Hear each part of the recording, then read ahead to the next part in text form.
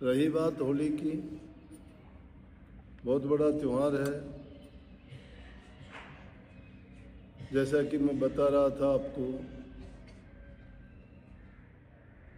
हिरण्याकुश और हिरण्यकश्यप और होलिका, ये दो भाई और एक बहन थे।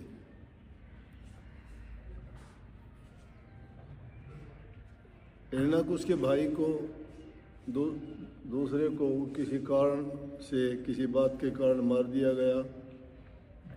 हिरण्याकुश को इससे बड़ी दिक्कत हुई, बहुत परेशान हुआ क्योंकि उसके भाई को मार दिया।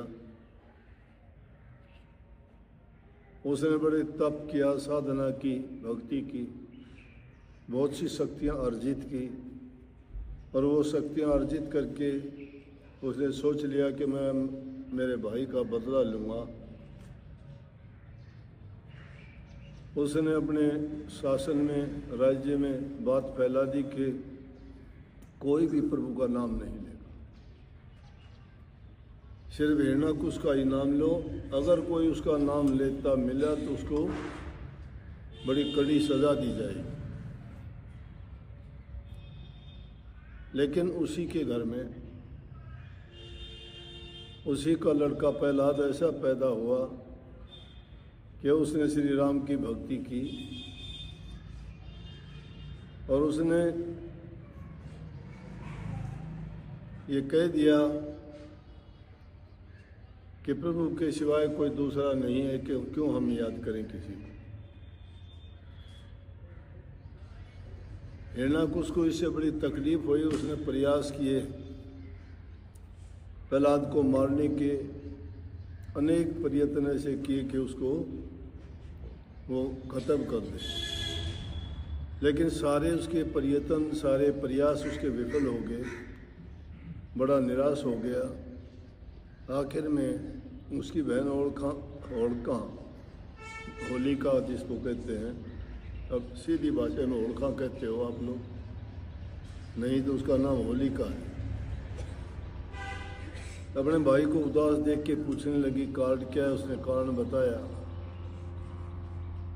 कि ये नास्तिक पैदा हो गया, ये मेरा नाम नहीं जपता, प्रभु का नाम जपता है, लोगों को मेरे खिलाफ भड़काता है। बोला मैंने प्रयास कर लिए इसको मारने के लिए अनेक, लेकिन सभी विफल हो गए, इसलिए मैं चिंतित हूँ, ये काबू ही नहीं आता। बोले चिंता ना करो, इसका खात्मा मैं कर दूँ। होलिका ने कहा कि मेरे पास एक ऐसा चीज है, ऐसा वस्त्र है जिसको ओढ़ के बैठ जाए आदमी तो चारों तरफ कितनी भी आग लगा दो, वो उसके अंदर रहने वाला जलता नहीं है। उसका नाम शील वस्त्र है। और होलिका ने वो शील वस्त्र लोमस ऋषि से मिला था। हिरण्याकुश ने उसको कह दिया ठीक है, आप करो ये कोशिश। तो उसने क्या किया, लकड़ियां मंगवा के चारों तरफ लगवा के प्रहलाद को गोदी में लेके अग्नि के बीच में बैठ गई। चारों तरफ जो लकड़ियां लगाई गई थी उसमें आग लगा दी गई, चारों तरफ पहरेदार बिठा दिए गए, लेकिन जाको राखे साइयां, मार सके ना कोई, बाल न बांका कर सके जो जुग बैरी हो। जिसको मालिक रखना चाहता है और इंसान उसको मारना चाहता है, वो कभी संभव नहीं हो सकता। इंसान की गिनती क्या है प्रभु के आगे? बेवकूफ़ी वाली बात है, सूरज को दीपक दिखाने के समान है ये। होलिका ने वो शील वस्त्र ओढ़ के बैठ गई, लेकिन प्रभु की मर्जी नहीं थी। नर चाहत कुछ और की और भई। इंसान तो कुछ चाहता है लेकिन होता कुछ का कुछ है। अपनी चेती होत नहीं प्रभु चेती तत्काल, बलि चाहे हो आकाश को प्रभु पठायो पताल। राजा बलि भी इंद्र का राज चाहता था, लेकिन प्रभु की मर्जी नहीं थी। राजा बलि तो चाहता था कि मैं इंद्र का राज ले लूँगा, लेकिन हुआ क्या,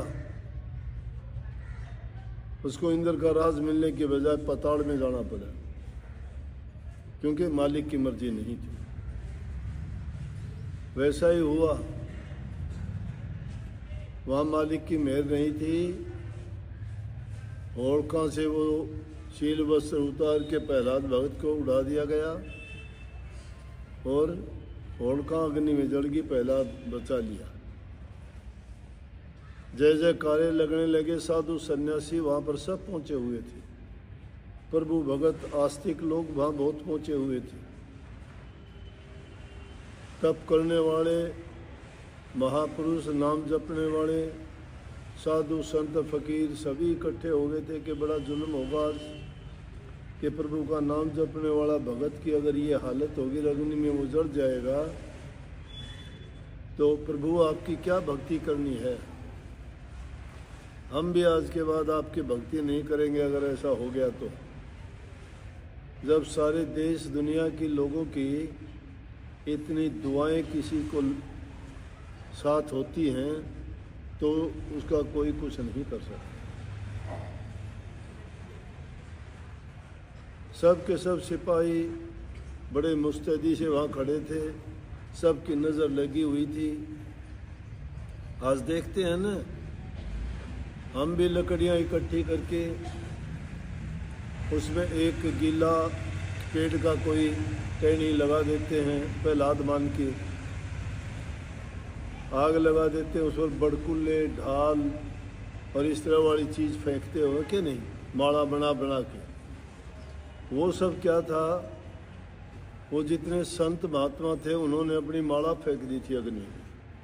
जो माला जपया करते हैं ना कि इस माला का क्या जप के करेंगे, ये माला हमने बहुत सालों तक जप ली, इस माला के जपने वालों की ये हालत होगी, उनको ये सजा दंड मिलेगा, यूं अग्नि में जलाए जाएंगे, तो कहाँ प्रभु है और कहाँ वो भक्तों की रक्षा करता है। और इसी तरह से उनको सज़ा मिलेगी, तो हमें ऐसी भक्ति की ज़रूरत नहीं है। मुल्तान शहर के सब भक्तों ने अग्नि में माला फेंक दी। अगर भगत जल गया अग्नि में तो हमने बहुत सी टेर ली कि हमने ज़रूरत नहीं है, बहुत टेर लिया, माला संभाला अपने। लेकिन भक्तों की पुकार सुनी गई। प्रभु ने वहाँ दिखा दिया कि वो किस प्रकार से अपने भक्तों की रक्षा करते हैं। परमात्मा का रूप सतगुरु है। सतगुरु तुम्हारे हित की बात कहता है, जीवन संभालने की कहता है, तुम्हें दुखों से निकालने के लिए कहता है। भक्ति करो, नाम जपो, नेक काम करो, बुरे कामों से बचो, पाप करने से बचो, निंदा करने से बचो। कोई भी ऐसी वैसी आदत ना अपने जीवन में लगाओ जिसका कष्ट तुम्हें भोगना पड़े परिणाम स्वरूप। सच्चे मन से अच्छे कर्म करोगे तुम्हें पीड़ा नहीं होगी, तकलीफ नहीं होगी। प्रभु आपको हर हाल में संभालेंगे। देखते ही देखते धो धो करके आग जलने लगी। प्रहलाद भगत को तो निकाल लिया गया और वो होड़का जल के खाक हो गया। अब प्रहलाद को बचा लेना क्या है? अपना मन तो कहता है कि मन हमारा राक्षस ही है, ये हमें विचलित करता है, दबू देता है। ये ऐसा लगा रहता है कभी लालच में, कभी लोभ में, कभी काम में, तो कभी क्रोध में, कभी इच्छा बढ़ा देता है, कभी तृष्णा बढ़ा देता है। दुनिया की चीज़ों में इतना हमें पागल बना देता है कि उनको देख के हमें लगता है कि शायद ये सच्ची हैं, ये हमें खुशी देंगी, आनंद देंगी, लेकिन कुछ दिन के बाद में वो सारी दुखदाई हो जाती है। कोई भी चीज़ सुख देने वाली नहीं है।